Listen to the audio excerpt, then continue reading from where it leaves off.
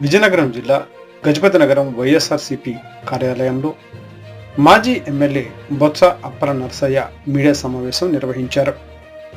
ఈ సందర్భంగా ఆయన మాట్లాడుతూ ఎన్నికల ముందు చంద్రబాబు అధికారంలోకి వస్తే కరెంటు ఛార్జీలు పెంచమని చెప్పి అధికారంలోకి వచ్చిన 6 నెలల్లోనే ట్రూ ఆఫ్ ఛార్జీలు పేరిట నవంబర్లో 6,000 కోట్లు, డిసెంబర్లో 9,000 కోట్లు కరెంటు ఛార్జీలు పెంచి ప్రజలపైన భారం వేసినట్లు తెలిపారు.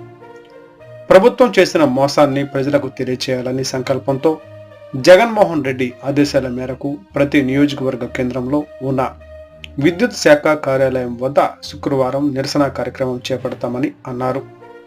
Today TV staff reporter yes Shankar, Vizianagaram జిల్లా. అధికారంలోకి వచ్చిన తర్వాత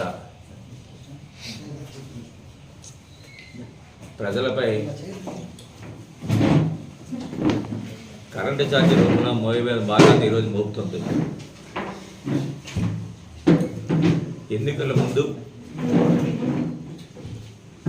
మేము అధికారంలోకి వస్తే ప్రజలకు ఏ విధమైన భారం లేకుండా కరెంటు ఛార్జీలు పెంచబోము,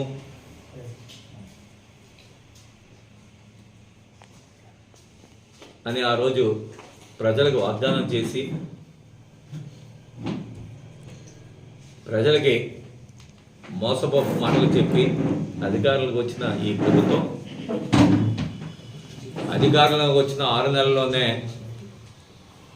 ట్రూ ఆఫ్ ఛార్జీల పేరిట డిస్కమ్లకి సుమారు నవంబర్లో 6,000 కోట్లు, డిసెంబర్లో 9,000 కోట్ల రూపాయలు, సుమారు 15,450 కోట్ల రూపాయలు ప్రజల మీద భారం మోపే పరిస్థితి ఈరోజు కనిపిస్తుంది. ఈరోజు అందుకే మా నాయకుడు జగన్మోహన్ రెడ్డి గారు ఈరోజు వాళ్ళు చేసిన మోసానికి ప్రజలకు తెలియచేయాలని, ప్రజల తరపున పోరాటం చేయాలనే ఆలోచనతోనే రేపు 27వ తారీఖున ప్రతి నియోజకవర్గ హెడ్ క్వార్టర్లో ఉన్న ఈ రాష్ట్రంలో ఉన్న నియోజకవర్గాలన్నింటిలో కూడా ఎస్సీ ఆఫీసులు కానివ్వండి, ఏడీ ఆఫీసులు కానివ్వండి, డిఈ ఆఫీసులు కానివ్వండి వెళ్ళి వాళ్ళకి మెమోరాండం ఇచ్చి ప్రజల తరపున నిరసన తెలిపే కార్యక్రమానికి పెద్ద ఎత్తున శ్రీకారం చుట్టింది వైఎస్ఆర్ కాంగ్రెస్ పార్టీ. దానిలో భాగంగానే మరి రేపు 11 గంటలకి వైఎస్ఆర్ కాంగ్రెస్ పార్టీ ఆఫీసు గజపతి నగరంలో మరి నియోజకవర్గంలో ఉన్న నాయకులందరూ కూడా వచ్చి, అలాగే ప్రజలు కూడా వచ్చి ఏడీ ఆఫీస్కి వెళ్ళి ఒక నివేదపత్రం ఇచ్చి ఈరోజు